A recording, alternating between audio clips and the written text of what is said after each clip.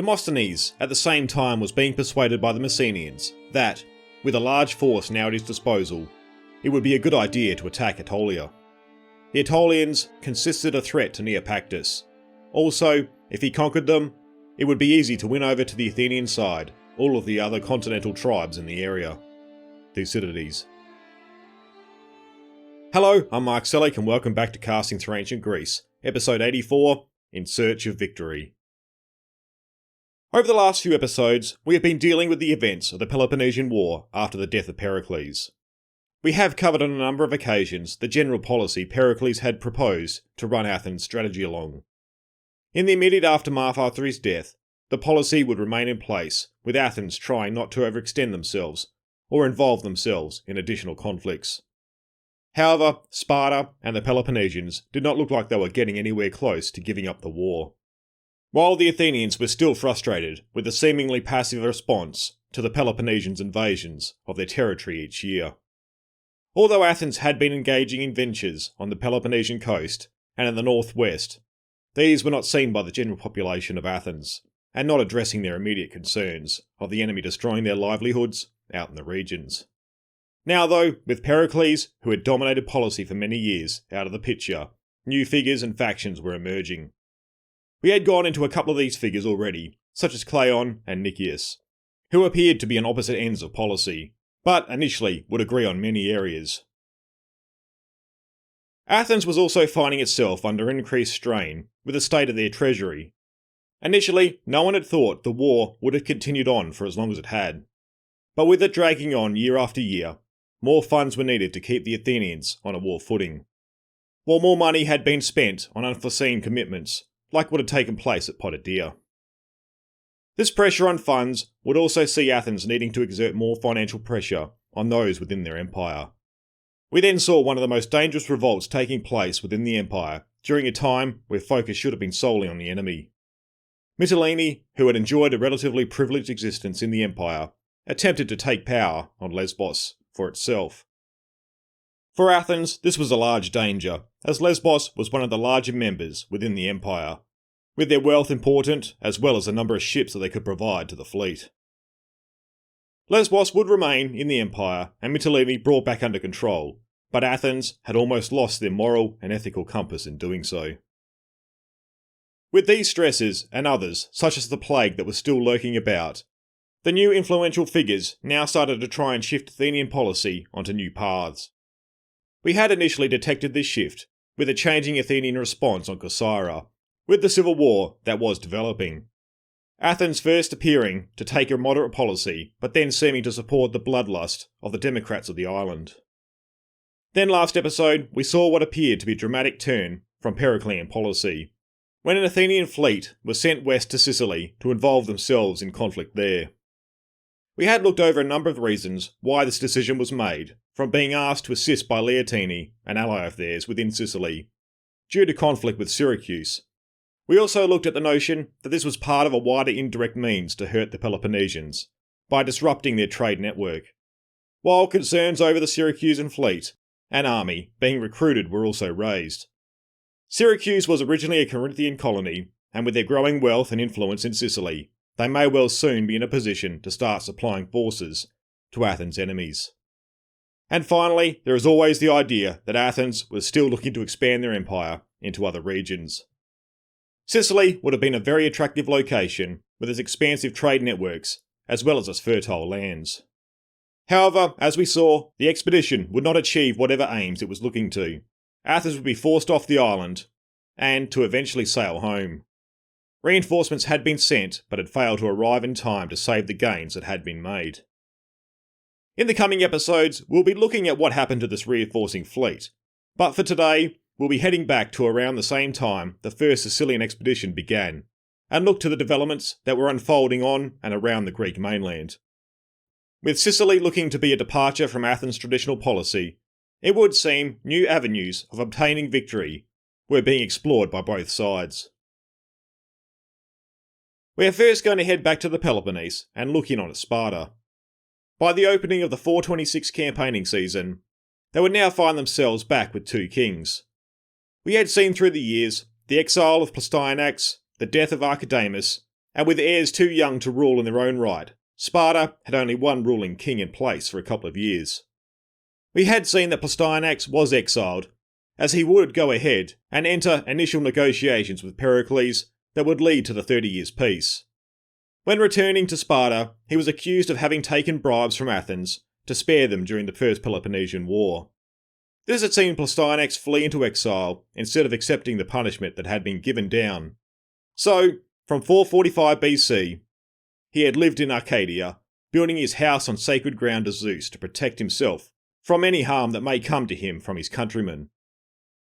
However, in 427, he was recalled to come back to Sparta and take up his kingship. Thucydides tells us a story circulating at the time where the Oracle of Delphi was bribed to enact this recall. He says, "The charge made against him was that he and his brother, Aristocolus, had bribed the priestess at Delphi to give oracles to the Spartan delegations, which had come on various visits, commanding them to bring home from abroad the seed of the demigod of Zeus, or else they would have to plough with ploughshares of silver." However, it appears this story would emerge through Plistoanax's enemies in Sparta, and Thucydides brings it up later in his account of the war over the developments involving Plistoanax. It however appears more likely reason for this recall was down to concerns over the Spartan kingship lines.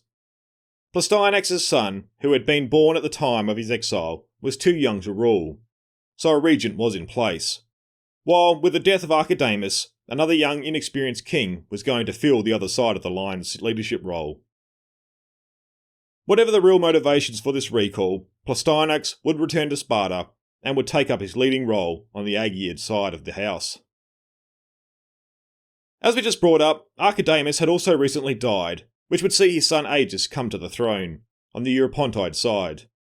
Heading into 426 BC, Agis would be given his first official duty as king, where he would now lead the Peloponnesians for their annual invasion of Attica. However, this time around, the invasion would be aborted, for when reaching the Corinthian Isthmus, the army had experienced a series of earthquakes. Agis would decide to turn the Peloponnesian army back to the Peloponnese, and no invasion of Attica would take place in 426. On a side note here, we find Thucydides talking about earthquakes being a somewhat regular occurrence during this period. We even find him describing one of the earliest accounts of a tsunami taking place, with him understanding its connections to earthquakes. He would record, "During the same period when earthquakes were happening so frequently, at Arobe in Euboea, the sea subsided from what was the shore and afterwards swept up again in a huge wave, which covered part of the city and left some of it still under water when the wave retreated. So that what was once land is now sea." Thucydides would then continue to give another example and then ends his account with, "Events of this kind are caused, in my opinion, by earthquakes.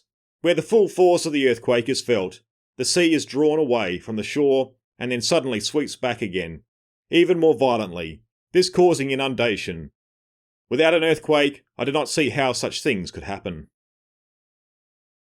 Now, getting back to the Peloponnesians' aborted invasion, it seems pretty clear from Thucydides' account, it was the experience of the earthquake that would see the invasion called off. There is no real good reason to disbelieve this, given that in the ancient world, there are many accounts of earthquakes and other events such as eclipses that would see campaigns and battles halted or cancelled. These types of events were often seen as ill omens for the side pushing the action. We know the Spartans were highly pious people, where it seemed the Spartan kings held some sort of religious authority. However, another bit of food for thought around the campaign being called off may not entirely be down to religious reasons. If you remember back, we covered the devastating earthquake of Sparta back in 464 BC. This had seen Sparta truly threatened, with much of its infrastructure ruined, and it would also see a full-scale revolt of the Helots. So one wonders if this experience was still in their minds, and after experiencing the most recent seismic activity, they returned to their homes out of fear of what may have occurred to the previous generation. Although the invasion would not go ahead for 426, it didn't mean Sparta and the other Peloponnesians would remain in the Peloponnese for the year. We have been talking about how Athens was questioning their policy towards the war over each year. Well, it appears the policy Sparta had entered the war with was now starting to be questioned over its effectiveness. Archidamus had also let his misgivings of the policy been known, but it appears with the failure of Athens being laid low over the repeated efforts, his warnings were now starting to take hold in more Spartan minds. Up to this point, Sparta, without a large navy of its own, had been limited to direct attacks against Athens in Attica, as this was accessible by its land army. However, Athens and its power was far more than the region it was located in. Athens was at the head of an empire that spread out through the Greek world, where it had access to many allies and resources. Sparta would need to look at attacking and threatening other areas if they were going to have a chance at winning this war. It appears this was the thoughts that were now starting to emerge within Sparta, turning its attention to northern central Greece, instead of attacking Attica directly. Sparta would end up establishing one of their few colonies in the region of Trachis, north of Boeotia and Phocis. This would come about due to requests coming from Trachis and Doris.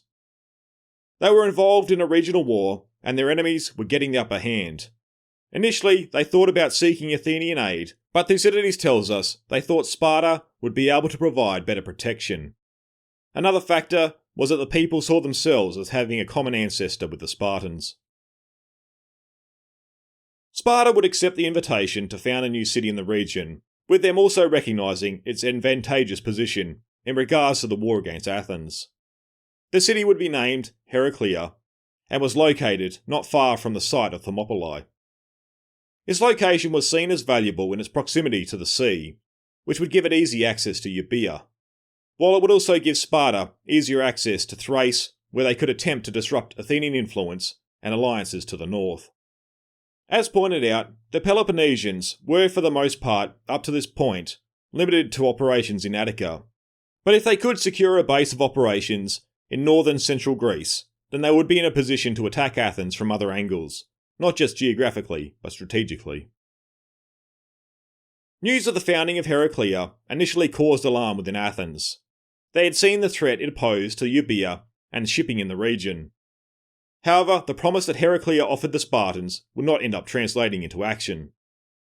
Athens would not need to direct any operations against it, as Thessaly, who were the dominant power in the region, had also seen the establishment of the city as a threat to their interests.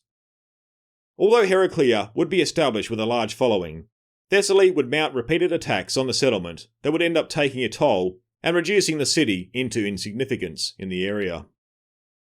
Thucydides also reports that the Spartans themselves would hold a great deal of responsibility for the decline of this colony. He would write, "It was in fact the government sent out from Sparta itself, who were very largely responsible for the decline of the city and the drop in its population. Their harsh and often unjust administration had the effect of frightening away the majority of the colonists, so that it was all the easier for their neighbours to get the upper hand over them." Though what this episode did was highlight that Sparta had recognised their early approach to the war was not delivering the results they had hoped for. Other ideas on how to wage war was now starting to be explored in the developments of their policies. As we will see in the coming episodes, they would engage in other activities north of Attica that would see Athens having to take notice and become involved militarily. With the Peloponnesians not invading Attica for this season, Athens would continue to focus on mounting limited offensives. This too was a slight departure from the Athenian initial strategy, though they were slowly moving to a more aggressive approach in the war. One of the actions that would take place would be directed into the Aegean. Nicias would be in command of 60 ships that would sail against Melos, one of the few islands in the Aegean that were not yet part of the empire. The Athenians would put in at the island and would begin ravaging the countryside, in an attempt to induce the Milesians to surrender. Although the Athenians were able to complete their task of laying waste to the surrounds, the people would not come to the Athenians' terms. Nicias would not hang around to lay the island under siege, but would instead direct his fleet back to the western coast of the mainland. Another Athenian army had sent out from Athens, with it intending to march into Boeotian territory. It appears Nicias was able to coordinate with the army under the command of Hipponicus and Eurymedon, for the 2,000 hoplites that were with the fleet were able to be landed and joined with a larger army at Tanagra. The aim of this land force was to head into Boeotian lands and ravage the regions where Thebes held influence. With their involvement around the actions over Plataea, they had now taken a more active role in the war, and Athens did not want to ignore them. However, the Athenian actions would be limited, as they had no desire in engaging in a major campaign against Thebes just yet. Athens was still very wary about leaving Attica open to a Peloponnesian attack. If a major part of their army was committed to a lengthy campaign, they may find themselves hard-pressed should Sparta relaunch another invasion of Attica. Over a few days, once the two forces had met up, they would set about ravaging the lands and would eventually induce a response from a force from within the walls of Tanagra, also supported by some Thebans. The two sides would engage in a battle, with Athens getting the upper hand and able to claim victory by constructing a trophy on the field of battle. With Athens having completed what they had set out to do, the main land force would begin to withdraw back to Attica. Nicias and his 2,000 hoplites would make back for the coast, where his fleet had landed, and would put back out to sea. They would then continue their operations, where they would focus on the coastal areas of Locris, laying waste to what they could before then turning the fleet to sail back to the Piraeus. These were not the only efforts that Athens would launch in 426. Around the same time Nicias set out with his 60 ships against Milos, the first-term general, Demosthenes, would be placed in command of 30 ships that would set sail westward. Demosthenes would have as his first target the island of Leucas, on the west coast just outside the Corinthian Gulf. It appears he had been initially tasked with aiding the allies of the Athenians in the west. Leucas was hostile towards the regions in the area that Athens had been assisting over the past few years. When they would end up landing on the island, a number of their allies would come over to assist in the operation. The people of Leucas were forced to remain inside their city walls, with the forces ravaging their lands, with these forces then being swelled with the arrival of the Athenian allies. Pressure would be placed on the Athenians by their allies to blockade the island and cut off the main city by constructing a wall. The aim here was to starve the inhabitants and force them to surrender. However, this would take time, and Demosthenes was at the time also being persuaded by another of his allies to assist in operations in their region. Although he was already in the process of keeping a collection of his allies around the Corinthian Gulf happy, this new request was coming from an ally who was arguably more strategic to Athens' aims. The Messenians held control around the port city of Neopactus, and as we have seen, this was a vital location for Athens to exert control into the west. Pressure on the Messenians was coming from the Aetolians, north of Neopactus, and if they were able to overrun here, this would be a huge blow to Athens' war effort. Many of the areas with Aetolia were somewhat more primitive than other areas of Greece, with the inhabitants living in tribal, unfortified settlements. They were warlike, but did not fight in the same hoplite manner as elsewhere. Its warriors were lighter armoured and fought in loose formations. These points had also been highlighted by the Messenians when in talks with Demosthenes. He would be persuaded by the Messenians' proposals, though it seems he had much grander ideas in mind with a much larger campaign in the region. The largest settlements were identified and would be the initial targets in any campaign into Aetolia. When these would fall, it was then seen that the rest of the region would surrender to the Athenians, and they would be able to exploit the manpower of the defeated areas. Demosthenes' thinking was looking past the campaigning in these areas, but pushing into Boeotia from the north. Athens had traditional allies that were on the frontiers of Boeotian territory, and it was thought that these old friends would join in the invasion of Boeotia. Demosthenes would advise his allies that they were assisting on Leucas, of his change of plans, with the Acarnanians not being receptive to the idea, since they were the ones primarily pushing for the blockade. However, the Zacynthines and the Cephalonians would sail with the Athenians to meet with the Messenians, east of Neopactus, at Locris. However, these aims of Demosthenes were not sanctioned by the Athenian assembly, and he was now operating on his own authority. Demosthenes and his force would sail into the Corinthian Gulf and would land at Locris, where it had been planned to link up with the local groups within the region as they marched inland. These locals were seen as an important element to the campaign, as they were armed in a similar way to the Aetolians, being light infantry, while they also had valuable knowledge of the regions the army would be marching through.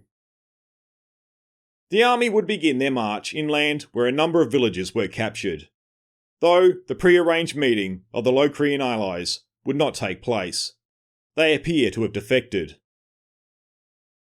This was a blow to Demosthenes' initial plans. As with any army marching into the rugged lands of the Aetolians, these light troops were extremely valuable, the terrain not being favourable to hoplite warfare. Nevertheless, Demosthenes, although concerned with this setback, would continue on as planned. Thucydides would tell us that his concerns were addressed with further reassurances from the Messenians that victory would still be easy with this setback. These reassurances, however, would be misguided, as the Aetolians were fully aware of the campaign that was being launched against them, and would put a call out for the various tribes to come together. It appears the rallying point would be near the town of Agentium, where it seems an ambush was arranged for Demosthenes' forces. The Athenians, with their allies, were able to assault Agentium and capture it, with it appearing this had been allowed by the enemy, as the majority of the defenders were able to escape into the hills around the town where the main Aetolian army had assembled. Not long after entering the town, the Athenians were then set upon from all sides, with them being unable to deploy and effectively engage the Aetolians. This is where it quickly becomes apparent that the Athenians needed the lighter troops that their Locrians were supposed to have supplied. The hoplites were unable to form up and advance on the enemy, the enemy's light troops rushing up in open order and launching their missiles before them withdrawing. If Demosthenes was able to secure the Locrian reinforcements, he would have been able to counter these attacks effectively. The engagement would see the Athenians attempt to advance on the enemy with each repeated attack on their position. Although they were getting the worst of the action, the archers with the Athenian force were able to hold the enemy off as they attacked, though they would end up panicking and scattering when their commander was killed, and they had depleted their stores of arrows. By this stage, the Athenians and their allies were outside of Agentium in the hills, and now, without ranged support, they were forced to fall back. However, further misfortune would take place when the Messenian commander was killed, who was acting as their guide. Most of the force got lost in the rough country as they retreated, finding themselves in an unfamiliar wooded area. The Aetolians, seeing them enter these woods, then set fire to the area, with only a few being able to escape. Thucydides tells us that during the retreat, everything that could go wrong for the Athenians did, and the men perished by every form of death. Only a small amount of Demosthenes' forces were able to escape back to the coast, where the campaign had first begun. Thucydides tells us that of the 300 Athenian marines, 120 would be lost, while the losses amongst the Athenian allies were very heavy. An armistice would be arranged with the Aetolians so that the fallen could be recovered before the survivors would make their way back to Naupactus. The Athenians would then re-embark their ships and would sail for Athens. Demosthenes, however, would remain behind in Naupactus, fearful of the Athenian assembly because of what had unfolded. He had good reason for avoiding heading home. He had dispensed with the campaign that was sanctioned by the assembly, and then on his own authority, he launched another which would turn out to be a failure. Had he been successful, he would have probably been celebrated, even if he had acted without the assembly's support. Though even with his imaginative thinking, the campaign was executed poorly, at nearly every turn it running into problems. Instead of recognising these fatal flaws, he decided to continue at every turn, which would end up putting the army in a disadvantaged position operationally. However, Demosthenes would survive politically in the long run, as he would come to command again. Donald Kagan points out that ultimately the campaign he engaged in was relatively low risk, as Athens itself only lost 120 men, pretty low compared to other campaigns they had been involved in. He had seen the risk involved worth it, given the strategically advantageous position it could have put Athens in against the Boeotians. Demosthenes would learn from his experience in Anatolia, and would apply these lessons in the future, where he would prove to be one of Athens' most capable generals. Back in Sparta, they had experienced two failures this campaigning season so far. Their invasion into Attica had been called off due to a series of earthquakes, while an opportunity in Trachis could not be capitalised on. However, with Demosthenes' failure in Aetolia, another opportunity presented itself, one that could change the strategic situation in the west. Before the Athenians had arrived at Locris, the Aetolians had sent representatives to the Peloponnesians for an audience with the Spartans. They had gotten wind of the Messenians' call for the Athenians' help in the region, and now called for a campaign to be directed at Neopactus, the valuable Athenian port connecting them to the west. It's unclear at what stage the Spartans agreed to launch this campaign at Neopactus, though one feels they would have become much more encouraged at the news of the Athenian setback. It may well be the case that forces were assembling, knowing the Athenians were on the back foot in the region, with the surviving Athenian marines sailing home. We would hear at the beginning of autumn the Spartans would send 3,000 hoplites from their allies, 500 of these marching from the colony that had been founded at Trachis. Leading this force would be the Spartan commander, Eurylochus, who would meet the converging parts of the army at Delphi. From here, heralds would be sent out on the path of advance, where many of the Locrian towns would come to an agreement with the Spartan force, motivated out of fear of the invading army. As the main force neared Neopactus, they would join with the Aetolians and would begin laying waste to the lands around and would occupy the outskirts of the city. Demosthenes had remained in Neopactus, but had access to very few troops in the city, his Athenians having sailed home. The troops he did have were demoralised after their retreat from Aetolia, so he needed to call upon his allies in the west. In a remarkable twist, Demosthenes would seek help from the Acarnanians, as he had become aware of the Spartans' approach, the same people he had deserted to launch his Aetolian campaign. Obviously, they would have been not too pleased with this turn of events, but Thucydides tells us, with great difficulty, Demosthenes was able to gain their support. The Acarnanians would send 1,000 troops aboard their own ships and make for Neopactus.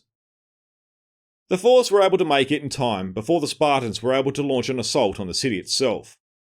With the arrival of this reinforcement, Eurylochus, who was occupying the outskirts by this stage, now concluded that he was not in sufficient strength to storm the city.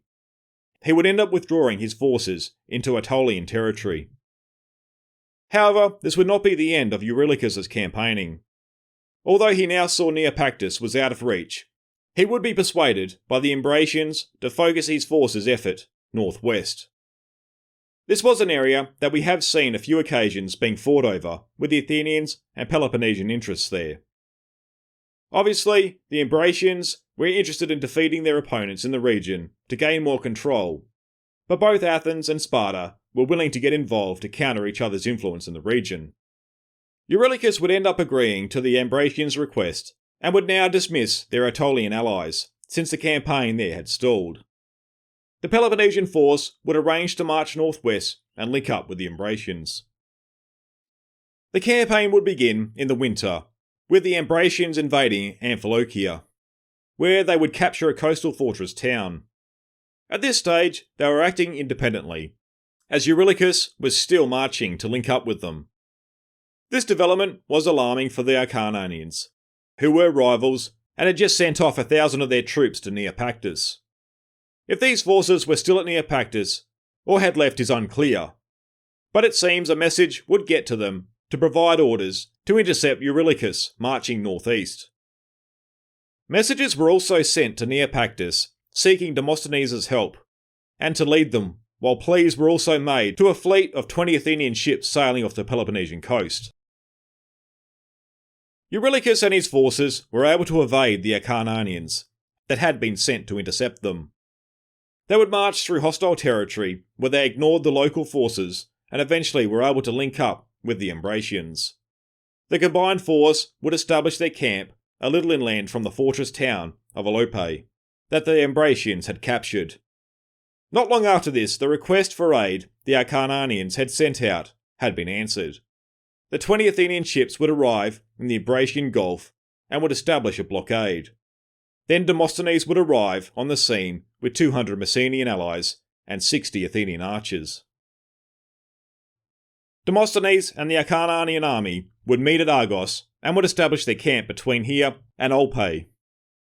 Both armies now remained in their positions for 5 days, without making a move. Demosthenes' army was smaller than that of the combined Peloponnesian and Umbratian force, so he looked to make plans where he didn't have to attack Eurylochus directly. He was biding his time and hoping the Spartan would take the offensive, where Demosthenes could then launch his trap against the larger army. For Eurylochus, he was waiting for further Umbratian reinforcements to join him at his location. However, after 5 days, it was unclear if these forces would arrive soon, and he would end up taking the initiative. Even without these reinforcements, the Peloponnesian army was numerically superior, and Eurylochus needed to get moving if he was to capture Argos.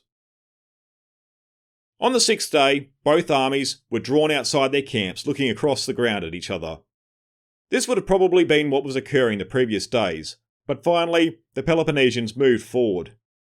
The left wing, commanded by Eurylochus, was able to outflank Demosthenes' right, where the Messenians were positioned. However, when the Peloponnesian left was on the point of wrapping up the Messenians, Demosthenes' trap was unleashed.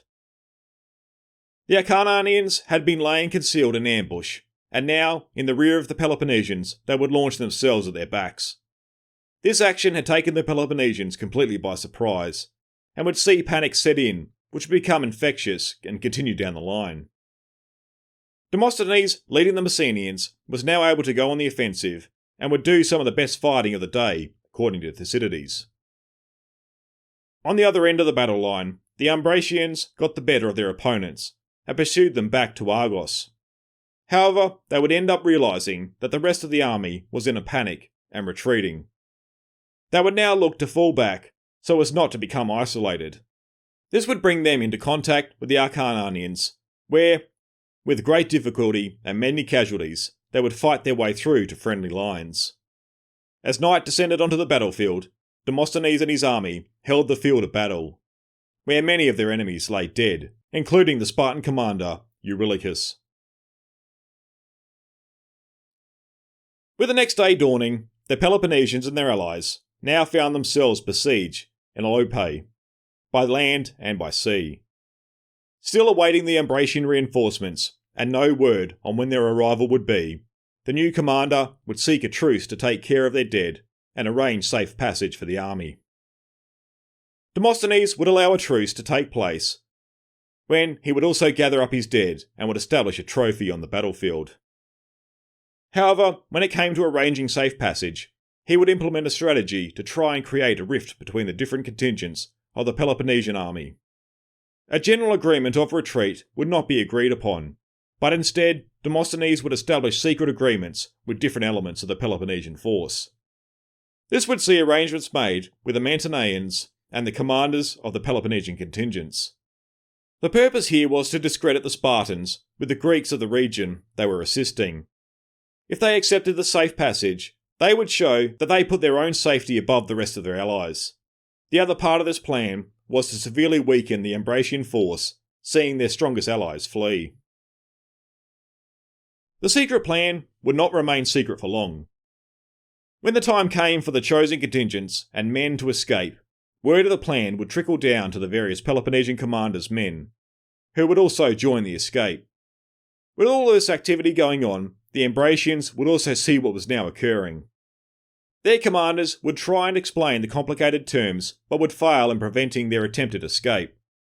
In the chaos that now developed, the Peloponnesians would be allowed to continue with their departure, but the Umbratians would be cut down if they were caught. In the meantime, the reinforcements that Eurylochus had been waiting on would finally arrive just north of Olpae. Demosthenes would learn of their arrival and would begin preparations to meet this new threat. An advance guard was sent out to prepare ambushes and take ground that was to their advantage. They would hold the high ground around where the Umbratians had made their camp. While still dark, Demosthenes would launch his attack on their position, this time showing he had learnt the lessons of fighting in rough terrain. I'll read Thucydides' account of the opening of the ambush. Just before dawn, he fell upon the Umbratians, while they were still sleeping. They had no knowledge of what had just happened, and were in fact inclined to believe that Demosthenes' men were their own countrymen.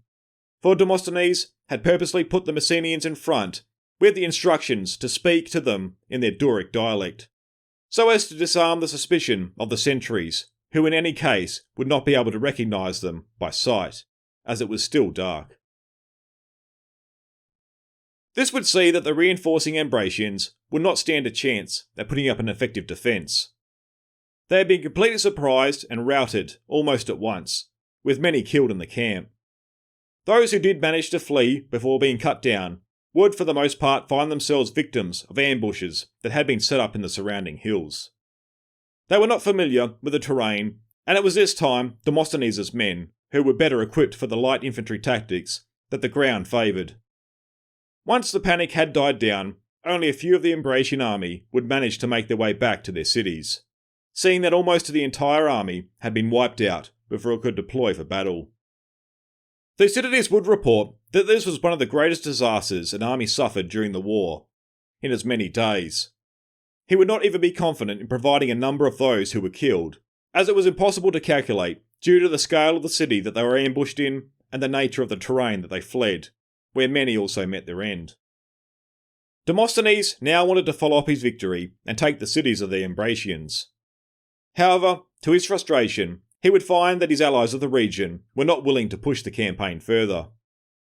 Thucydides tells us that their reason for doing this was due to them seeing the Ambracians as being more manageable neighbours. They thought if Demosthenes was able to take the cities of the Ambracians, Athenian control would be cemented in the region, and they would prove to end up being far more difficult neighbours in the future. However, to not offend the Athenians and show their appreciation for their help, they did provide 1/3 of all booty taken. Demosthenes was personally given 300 suits of armour to bestow on him the glory he deserved, while also attempting to satisfy his appetite for any further campaigning.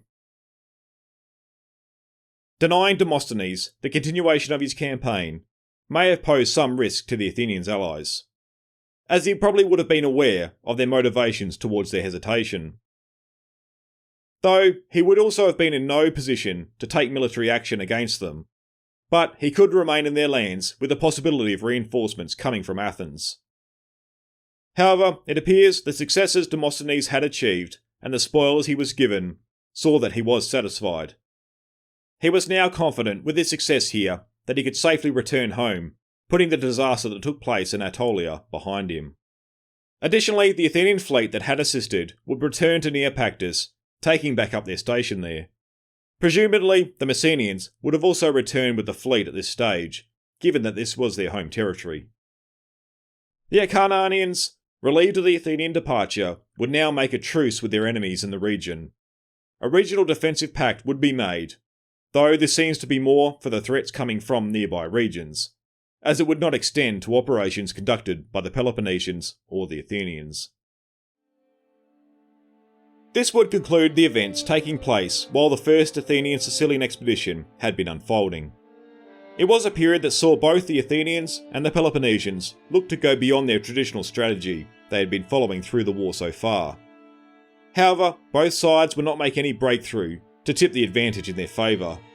Sparta's attempt at establishing a colony that could threaten Athens from the north did not develop as intended, while Athens, or more accurately, Demosthenes' initiative in Anatolia, had not succeeded, but was a failure. Luckily though, not much damage was done. Athens still held on to their influence around Neopactus. The next action taken by the Athenians in the far west was far more successful, but strategically, not much had changed. The region had seen multiple operations over the years, but neither side held a firm grip there. This would remain the case after this latest campaign, with the warring sides now coming to a truce. Next episode, we'll be looking at events that would take place in 425 BC, with us first starting with what happened to the reinforcing Athenian fleet that had been sent to assist Sicily. This will then see us looking at the developments around Pylos and Sphacteria, and a showdown between Athens and Sparta that would end in an embarrassment for Sparta. Thank you all for the support and continuing to support the series. It is greatly appreciated. I would like to give an extra special thank you to all my Patreon Archon members. So a big shout out to Neil Bennett, Ali Ullman, and Nick Kaplafakis, for choosing to support the series over on Patreon and supporting at the Archon level. If you've also found some value in the series and wish to support the show, you can head to www.castingthroughancientgreece.com and click on the Support the Series button, where you can find the link to Patreon, as well as many other ways to support the show. Be sure to stay connected and updated on what's happening in the series, and join me over on Facebook or Instagram at Casting Through Ancient Greece, or on Twitter at Casting Greece. Once again, thanks for the support, and I hope you can join me next episode, where we continue the narrative in the series